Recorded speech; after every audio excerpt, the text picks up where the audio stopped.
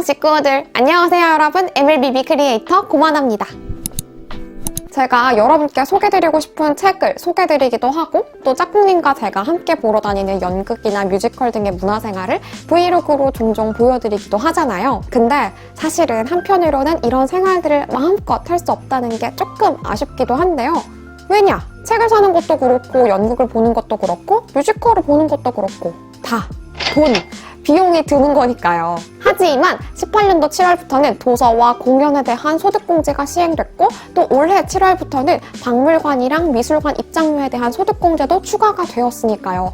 그래도 우리가 조금이나마 이런 비용에 대한 걱정을 줄이고 소비를 할 수가 있는 것 같아요. 오늘 영상에서는 여러분들이 연말정산을 대비해서 똑똑하게 그리고 한편으로는 재미있게 소득공제 혜택을 받으시면서 소비할 수 있는 문화비 소득공제에 대해서 A부터 Z까지 완벽하게 정리해드리도록 하겠습니다. 그럼 오늘 영상 시작합니다.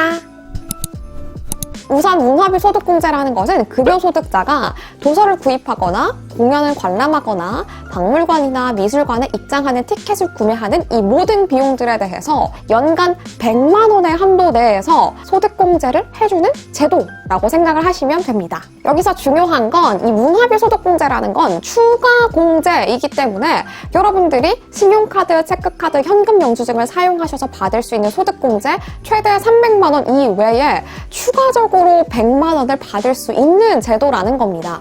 굉장히 쏠쏠하죠. 즉 정리하자면 문화비 소득공제 항목이 생기기 전에는 여러분들이 문화비에 대해서 소비하는 것 역시 최대 300만 원이라는 이 한도에 포함이 되는 거였지만 이제는 문화비 소득공제라는 항목이 생김으로써 최대 300만 원 이외에 100만 원을 추가적으로 소득공제를 받을 수 있다라는 얘기인 겁니다. 도서, 공연, 미술관, 박물관 등에 해당되는 문화비 소득공제는 공제율이 30%거든요. 우리가 신용카드를 사용했을 때 받는 공제율이 15%잖아요. 딱 비교해봐도 엄청 높은 비율이라는 거 아실 수 있겠죠?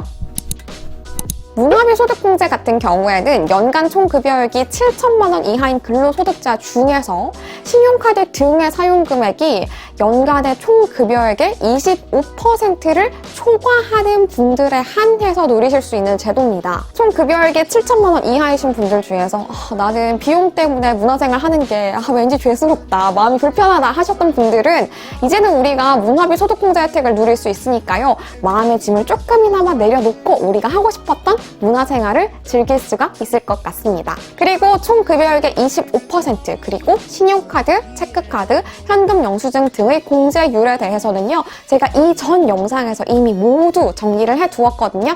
그 영상들 보시면 모두 이해가 되실 테니까 영상 꼭 참고하시면 좋겠습니다. 자, 여러분 우리 박수 한번 칠까요? 우리가 문화비 소득공제 이 제도를 통해서 연말정산 혜택을 받기 위해서 우리가 해야 될 일은 없습니다. 너무 좋죠. 문화비 소득공제는 문화비 소득공제를 받을 수 있는 곳, 즉 사업자가 신청을 하는 거기 때문에 소비를 하는 우리 입장에서는 할 일이 없습니다. 우리는 신용카드나 체크카드나 현금 영수증 등의 수단을 통해서 소비를 하면 연말정산을 하실 때 문화비 소득공제 내역에서 여러분들이 소비하신 내역들을 쭈루루루룩 보실 수 있을 겁니다. 다만 우리가 주의해야 될 건 나는 문화비를 소비했다라고 생각을 했다고 하더라도 해당 업체가 소득공제가 가능한 업체로서 신청을 하고 등록을 완료하지 않았다면 여러분들이 문화비에 대한 내용을 소비했다고 하더라도 문화비 소득공제를 적용받으실 수가 없습니다. 이미 많은 대형 중소기업들이 문화비 소득공제 업체로 등록이 된 상태이긴 합니다.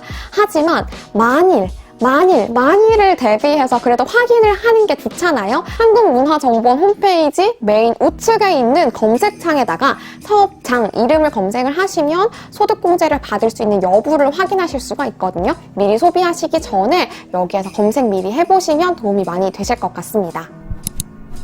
자, 이렇게 지금까지 문화비 소득공제에 대해서 주요 내용들을 제가 알려드렸습니다. 하지만 이 외에도 여러분들이 좀 헷갈리실 만한 몇 가지가 있을 것 같아요. 제가 질의응답식으로 준비를 해봤어요. 고마나님, 혹시 락 페스티벌 가는 것도 소득공제 가능한가요? 네, 여러분, 락 페스티벌 가시는 거 문화비 소득공제 가능합니다. 판매자가 한국문화정보원에 소득공제가 가능한 업체로서 신청 및 등록이 되어 있고, 또 공연 자체가 주 목적이라면 공제 대상이 가능합니다. 다만 주의하셔야 될 건 호텔 등에서 이뤄지는 썸머 페스티벌 같은 것들 있잖아요. 이런 썸머 페스티벌은 공연 자체가 주 목적은 아니기 때문에 해당이 되지 않는다는 점 주의하시면 좋겠습니다. 고마나님, 그러면요, 제가 올해 6월에 미술관에 입장했던 적이 있어요. 미술관에 입장했던 이 비용들 소득공제 가능할까요? 아니요, 안 됩니다. 자, 여러분, 제가 앞서서 한번 설명을 드린 적이 있어요. 도서와 공연에 대한 문화비 소득공제는 작년 18년 7월 1일부터 시행이 됐고요. 미술관과 박물관의 입장료에 대한 문화비 소득공제는 추가 시행, 즉 올해 19년도 7월 1일부터 추가 시행이 된 거기 때문에 이 각각의 기준 날짜보다 이전에 소비하신 것들은 소득공제가 불가능합니다. 즉 미술관을 6월에 가셨다면 시행되기 전 날짜이기 때문에 소득공제가 불가능하겠죠. 그리고 아까 설명드렸던 것처럼 설사 해당 날짜가 적합하다고 하더라도 해당 업체가 한국문화정보원에 소득공제가 가능한 업체로서 등록이 되어 있지 않다면 마찬가지로 소득공제를 받을 수가 없습니다. 고바나님, 진짜 혹시요 결제일이랑 그리고 소득공제 가능한 업체로서 등록이 되어 있는 것까지 모두 확인했는데 그래도 소득공제를 받을 수 없는 경우도 있나요? 네, 있습니다, 여러분. 있어요.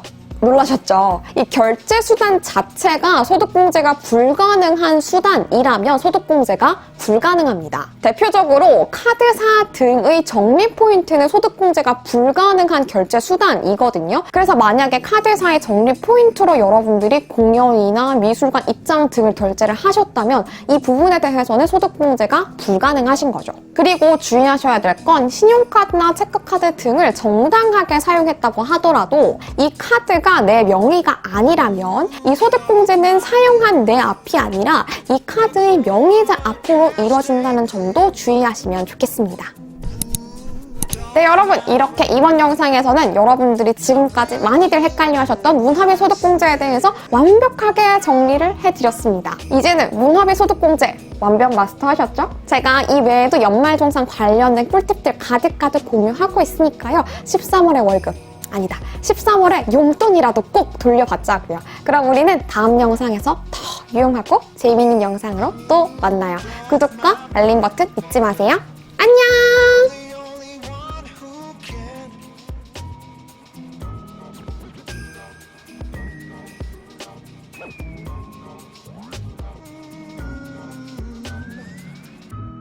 Hold on, I got one more.